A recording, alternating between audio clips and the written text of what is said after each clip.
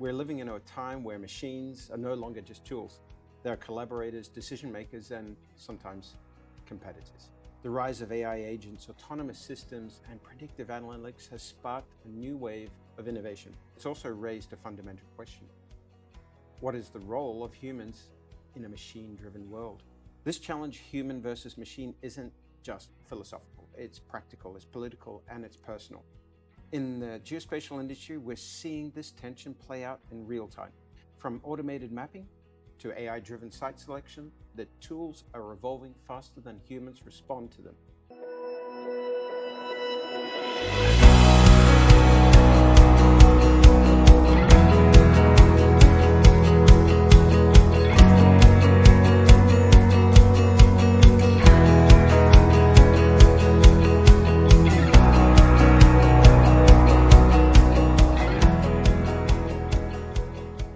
Hello and welcome to Horizons, the World Geospatial Industry podcast series. My name is Aaron Addison and I'm the Executive Director of WGIC. On this episode, I'm joined by my co-host, Leonard Sands, a patron member of Fugro. Thank you for joining me, Leonard. Welcome to the Future of Geospatial. This is a new podcast series from WGIC where we explore the intersection of cutting-edge technology and evolving landscape of spatial intelligence. Today, we're diving into a topic that's reshaping industries, societies, and even our own understanding of reality itself. Technology disruption in geospatial. It's real and it's what comes next. So thank you, Aaron. Let's start with the big picture. We're living in a time where machines are no longer just tools. They're collaborators, decision makers, and sometimes competitors. The rise of AI agents, autonomous systems, and predictive analytics has sparked a new wave of innovation, but it's also raised a fundamental question. What is the role of humans in a machine-driven world? This challenge, human versus machine, isn't just philosophical. It's practical, it's political, and it's personal. In the geospatial industry, we're seeing this tension play out in real time. From automated mapping to AI-driven site selection, the tools are evolving faster than humans respond to them. For example, our ROAMS clients are often overwhelmed by the amount of data provided because they don't have the resources to respond to all of the risks identified by AI. Right now, we're just beginning to understand AI and its agents. The quantum can be the next seismic shift, and if we're not ready, then we risk falling behind, and not just technologically, but strategically. So today, we're unpacking 4 key areas. The first one is technical disruption, and we're looking at how AI, edge computing, and AI algorithms are transforming geospatial workflows from real-time terrain modeling to predictive infrastructure planning. In future episodes, we'll be looking at business implications. What does this mean for companies in the geospatial space and beyond? How do you build a future-ready geospatial strategy when the tools are evolving faster than your clients?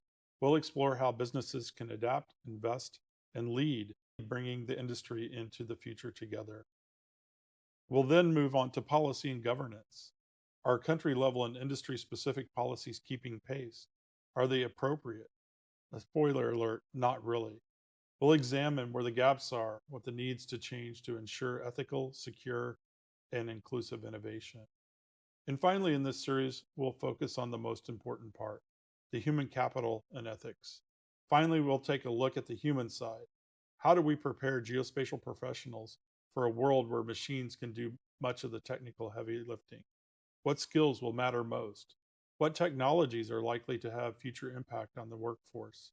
And how do we ensure that technology serves humanity and not the other way around?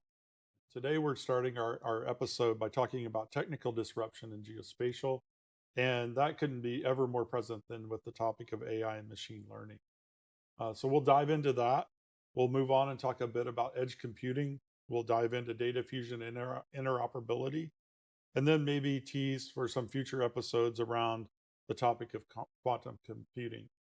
But one thing that's pretty much ubiquitous at this point in our industry is AI and machine learning. So let's start there.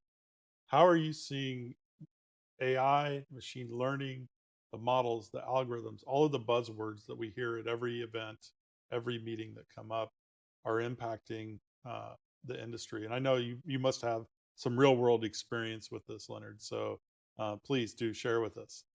It's a wonderful topic. It creates a lot of inspiration, but it also creates a lot of challenge for change. The potential side of it is speed.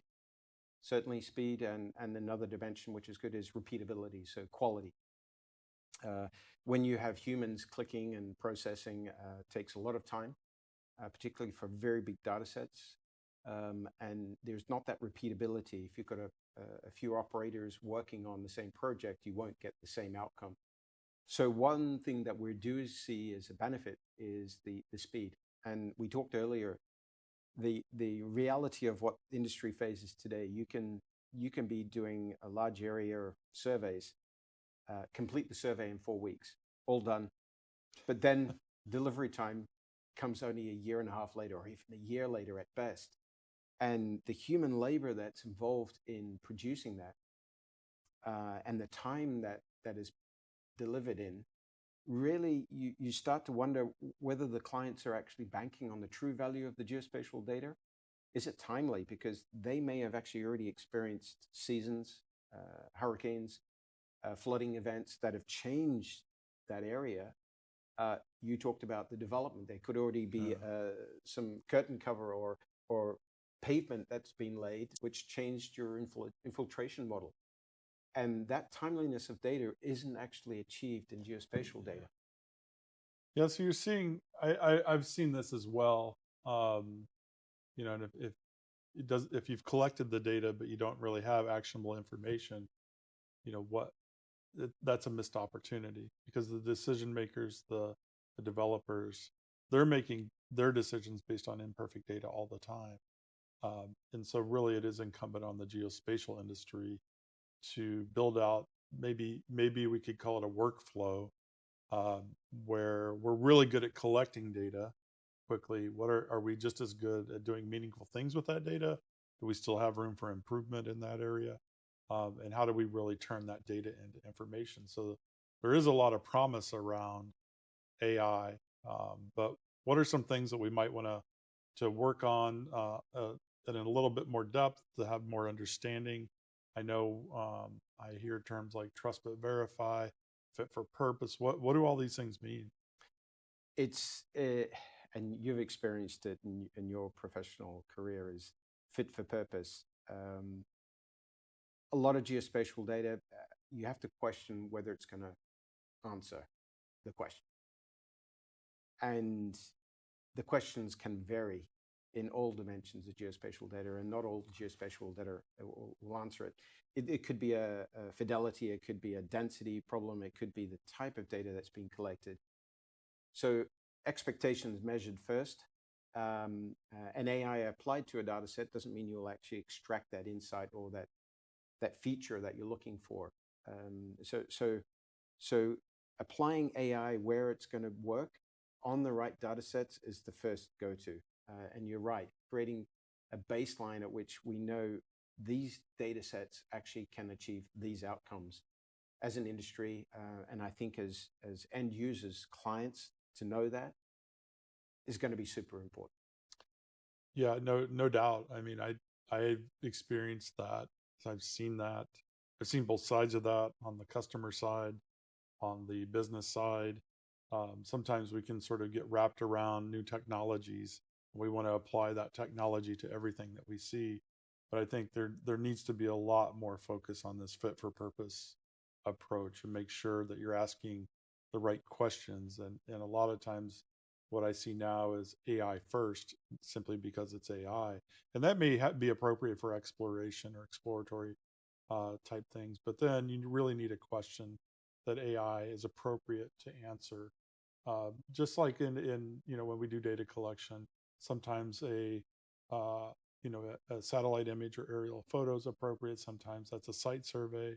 Sometimes it's a hybrid of both of those things. So we've got to bring that into the AI and the machine learning conversation, because these tools are very fast, but I think, it can just be a really fast way to come to the wrong answer if we're not careful, if that makes sense. The right data, but the wrong outcome. We see that a lot. No, the one thing to actually take away and learn very well with AI, it's good for logic.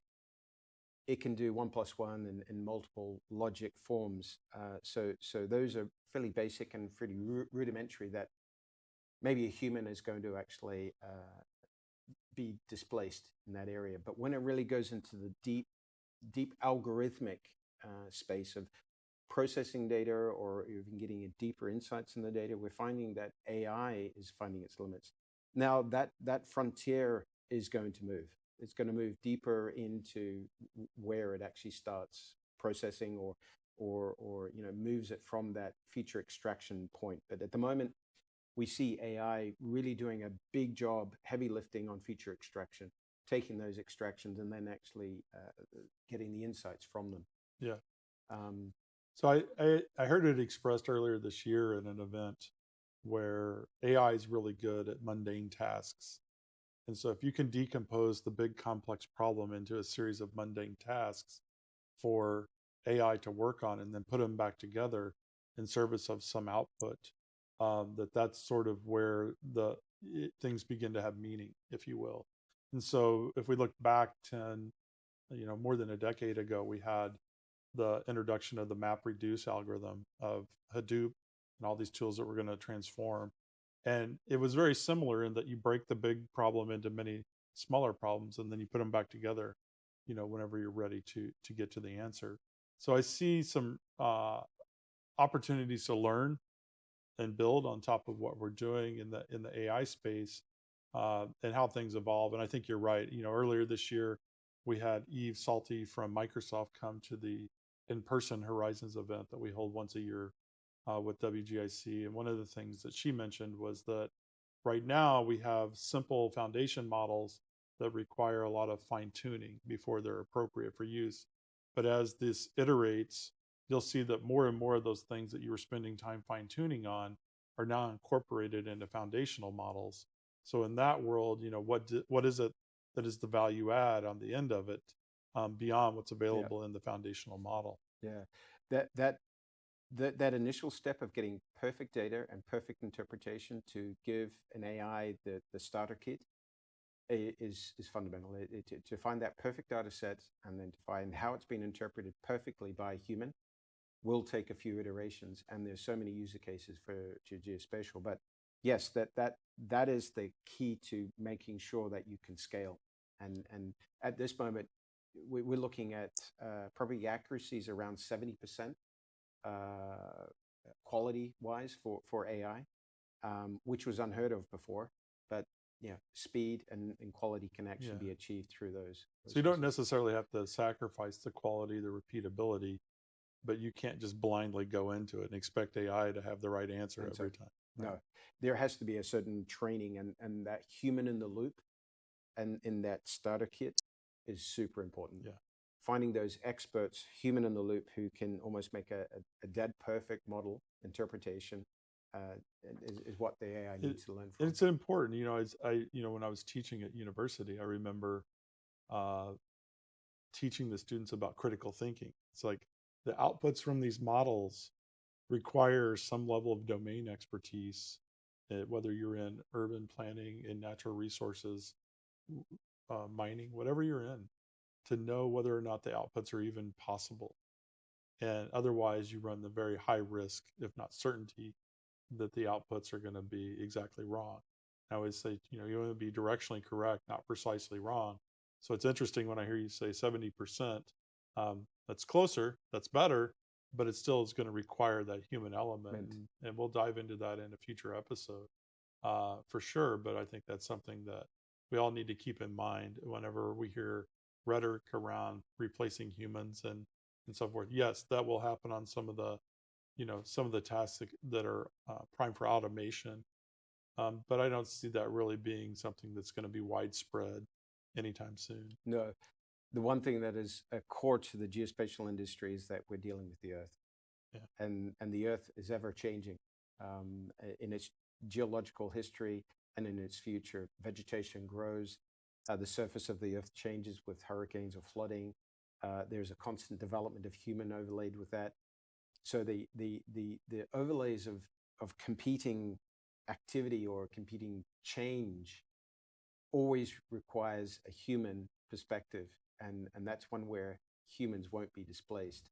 There will be the minimal tasks that can be automated largely with AI, but there will always need to be that human to validate, to verify.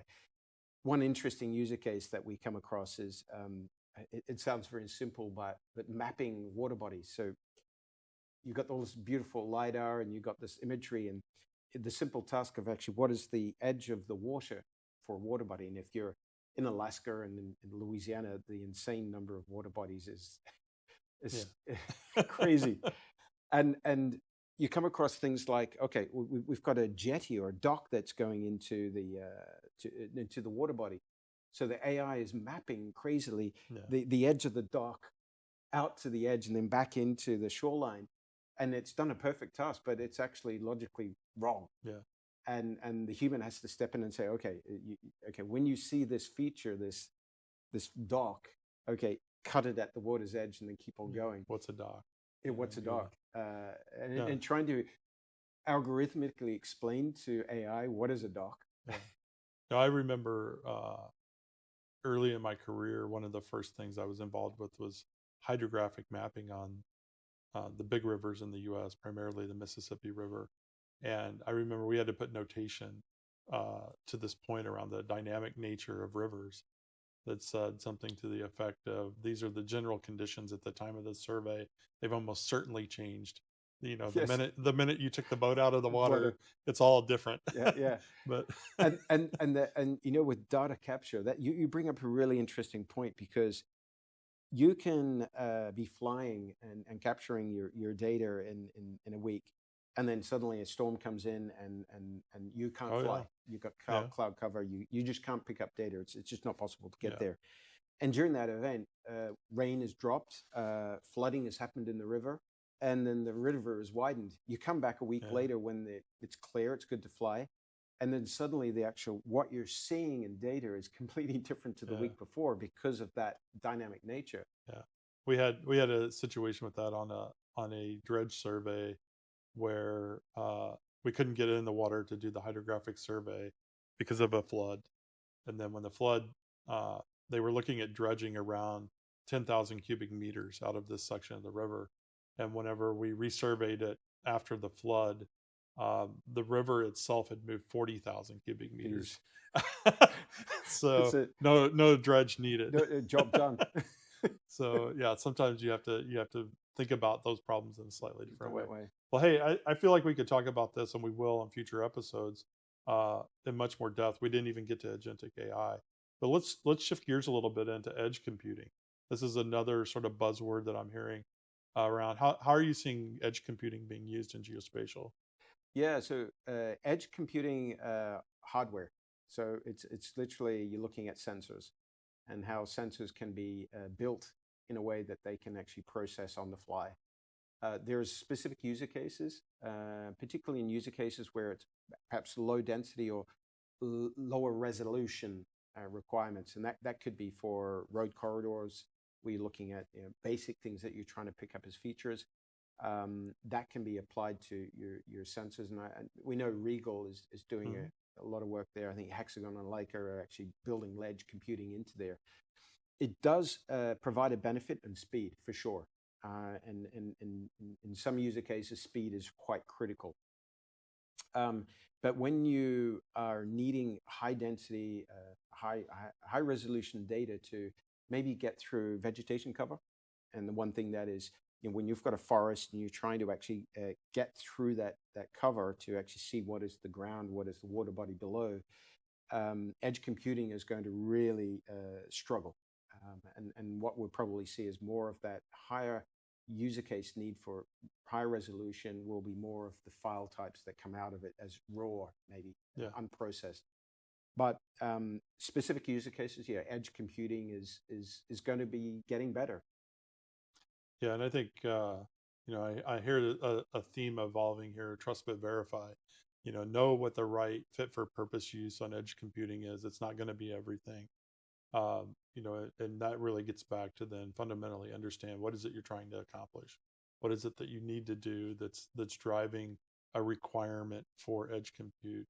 And certainly AI and edge compute can be put together to change the behavior of the sensors during deployment even. And I think one of the things that I'm excited about with edge compute, with sensor networks as they continue to evolve, is that we know, for instance, in the US where I live, that the flooding that we see in communities doesn't match the models, what the models say should have happened. And so to me, that points that there's some element of this model we don't understand. There's a variable that we don't have a handle on. And we talked earlier off camera about impervious covers changing rapidly in urban areas through development. You build roads, you pour concrete, you put up buildings, subdivisions, and et cetera. That changes the runoff in these watersheds. And so one of the things I'm excited about is I see a future where we can model things in real time by deploying and leveraging all of these sensor networks and stuff. Not just because we can do it technologically, but also, this is a health and safety issue, and people's lives and businesses are at risk, and really in service of building a better society that's more responsive, and we can understand it at a level we previously haven't been able to, becomes really a driver for, that instills passion and wanting to work on these systems and see them succeed, if that makes sense. Yeah, it does. Prediction. How accurate is prediction? We talk often geospatial data is delivered. More often we don't see AI with any benchmarking. So how reliable is that result that the AI has produced? A lot of tech out there that you can get off the shelf, but really, how do you benchmark one tech against the other? What is the reliability of that insight or that feature extraction? And there's going to come a point when bringing together multiple data sets, and this is potential where AI can be leveraged. So bringing in whatever you're flying, whatever you're collecting on the road, but also satellite imagery. What are the streams of data that can actually provide calibrating points or points of correction? So maybe the model is learned, okay, this is what the flood area would be, but now the flood has happened, okay, there is a bit of an input loop. Yeah. So that feedback loop, so that the model in AI can learn and understand, okay, the reality is different to what prediction was, and get closer and closer to greater reliability. Yeah. I'm reminded of an author and Nobel laureate, a gentleman named Daniel Kahneman, who wrote a book called Thinking Fast and Slow. And one of the things he talks about in there is postmortem and premortem. And, as common as the postmortem is great for everybody but the patient, right? And so he really builds a case for doing a project premortem. And I think about this in the context of geospatial. Again, when I was teaching, we're really good at doing descriptive things with geospatial technologies. We can make a map of what happened. Here's where the fire impacted. Here's where the flood happened. Here's where sea level rise impacted. But that, to me, in many ways, is the post-mortem, right? The evidence already happened. The impacts have been felt. How can we get into this, the proactive, prescriptive, predictive, which I put more in that pre-mortem, to say, hey, if this community is flooded 2 years or 5 years from now, what went wrong, right? And I think that conversation, while a bit messy, is important whenever we consider the rapidly changing climate, when we start to think about things we don't maybe understand as well as we thought we did, and bring those variables and those approaches into this modeling to better understand the world we live in. That's probably a future topic which we can expand on, in the governance, and what it comes down to. Largely what we're seeing today is democratization of geospatial data. Very important. Not all geospatial data is available to make those predictive models better. Right. So it's either a state data that it's kept closed. It could even be private data. It could even just be many ranges of of influence which actually cause that prediction not to be the best. And getting access to that democratization is important. And it's even more challenging now. I don't think I've ever heard more people talk about data sovereignty than in 2025. Yep. And so, these are all realities that we have to navigate together collectively. But I think that's, again, opportunity for the geospatial industry to come up with ways to really accomplish that. And that might be a really good segue into another topic that we wanted to hit on today, which is data and interoperability. I've been hearing digital twins for the last 10 years, I feel like, and they've, of course, been around for 30 or 40 years and, in the aircraft industry or the automobile industry. But this notion of a spatial digital twin, when I step back and I look at that, sometimes I say, well, I don't see anything happening there that we don't know how to do already. It's this glue, it's this interoperability, it's this collaboration between different data types and sensor types and hardware and software and everything else to really have any chance at all of achieving what I see in a PowerPoint slide as a digital twin. So what are you seeing, and what's the thinking that you've heard around this data and interoperability topic? It's certainly a lot of discussion around GIS as the endpoint, and we're seeing a lot of enterprise organizations invested heavily in GIS. Is that the right endpoint? Is that where it stops? There's a lot of the indoctrination around GIS and all of the data gathered. It can be real data from LiDAR imagery. It can be from sensors live. But there's also data which is actually recorded, which is not from measurements. And those worlds of a digital twin which conflict, and conflation is the obvious point, where you have organizations with big data sets. Either they're merging companies or they're merging just data sets of different types. And that point of getting to the digital twin is a big lift to actually make it a single source of truth. And that is the holy grail. Yeah. The single source of truth, but for who? And you start to then ask, okay, who is the persona, the person, the role that needs that truth? And what is the truth they're seeking? That is not a simple, straightforward answer. No, it's not. I was fortunate. I was invited to give a talk to a group at an engineering conference a couple of years ago on underground digital twins. And I spoke about the benefits and, all of the features of underground digital twins. And they, it was surprising to me, because when I got to the question and discussion part of the talk, they only really had two questions, which were who owns this and who's liable for it.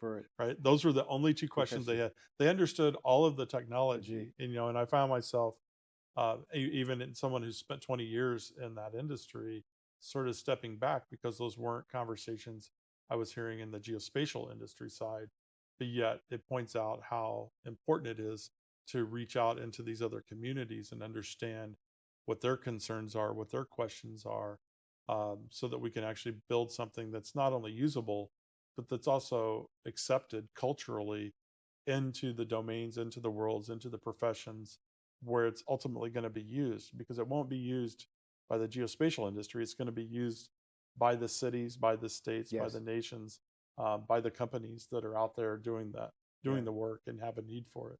And that's where I see democratization of the data enables startups, enables new thinking to actually take it to the next level of what is the user case, what is the experience that truly needs to come out of a digital twin. I think the digital twin concept is just being thrown around a lot, but yeah, that frontier is still to evolve, and I don't think GIS has got the hold on it completely. Well, I hope not. I mean, speaking as somebody who's built their career around GIS, this feels like something bigger than that. And certainly GIS is a foundational component to the visualization, the understanding of the data, but there are going to be other things that are decidedly not geospatial that need to factor into that. And I'm always reminded, you can have all of the data and all the analytics to say to do something, and we've all seen, a politician or a decision maker that made another decision because there was some other piece of information that was not there in the GIS or in the digital twin that became important enough to override what the data were saying. And the data are never, I always heard researchers and academics say the data are self-evident. The data are never self-evident. That's why we visualize them. That's why we make maps. That's why we understand the world in the way that we do as professionals. But sometimes I think we lose sight of that if we're not careful within the geospatial industry, because again, we get very close to the technology, very close to the tools, and really all of this is in service of some problem, some challenge, big or small, that's being addressed in our world today. And when we lose sight of that, then we've lost sight of really those use cases. It brings me to the point that we should take a moment of self-reflection and almost recognize that geospatially, in the industry, experts and how we see geospatial data, we're a bit of a black box to decision makers. That black box is, okay, there's some mastery, there's some science sitting in that black box, and the decision makers accept that there is some value that can come out of it. But they're treating that black box with a bit of hesitation. Is it really going to come out with a surprise? It's going to actually come out with the value? And when they talk to us as an industry, I mean, you can imagine some in our council meetings, right? Everyone's geospatially locked in. And we can have a dialogue that some people wouldn't even understand. Yeah. We can talk about data. And we do. It happens. But actually, the people who are making decisions on the geospatial data are not keyed into this concept. And so they see us as a black box. Yeah. So for leaders in the geospatial industry to make it tangibly real, create simple stories, create ways that can engage the decision makers to make their decisions and not confuse them, not conflate them. Yeah. And to be okay that the geospatial is not the main thing, right? It's part of a much bigger thing. It's the enabler to get to the outcome. So that's how do we connect geospatial to the enterprise, be it public or private, that's above what's going on. And I think you hit the nail on the head. It's like, how does GIS, how does geospatial have a seat at that table? And, I'll bring it full circle as we start to wrap up here back to AI and machine learning. You mentioned the black box nature of GIS sometimes, which is a fair assessment, in that, that box gets even more mysterious when you add AI. And so, you've got some output out of the AI that you hand to a decision maker, perhaps the mayor of a town or a city that is making life and death decisions on evacuation. Who are you and why should I trust you? Right? Does your model produce the same answer every time, et cetera? And so I think we really do need to focus, not just technologically, but culturally and really interpersonally, which again, we'll come back to in a future episode, around the human-centric nature of these tools and what the implications of that are over a longer period of time. So any final thoughts that you want to share for this episode? On a reflection, I've always seen extreme value in building trust. Trust with customers, trust with teams, trust with the industry, trust with partners, and now there's trust with AI. It's part of the mix. It's inevitable. You can't walk away from it. So it's real today in our business. There is a disruption, and we have to get to that point of trusting it. And it also represents our industry. So the wise and ethical use of AI is an important trust element for all of us in the industry. Yeah, and I think you're right. And if there's comfort to be taken, it's that this is not a new path. Fortunately, trust is the same reason we all put 2 + 2 into a calculator when we were young. because we know the answer. So, We want to see if this tool called a calculator also knows the answer. It's the reason when we see a photo or an image of our own neighborhood that we want to find our house. It's about trust. And really, we'll have that same experience with this new thing called AI, with the models, the outputs, and ultimately even with technologies that are just now emerging like quantum. So let's leave it there for the first podcast. Thanks so much for joining me, Leonard. the future of geospatial isn't just about being better maps or faster data. It's about redefining how we interact with the world.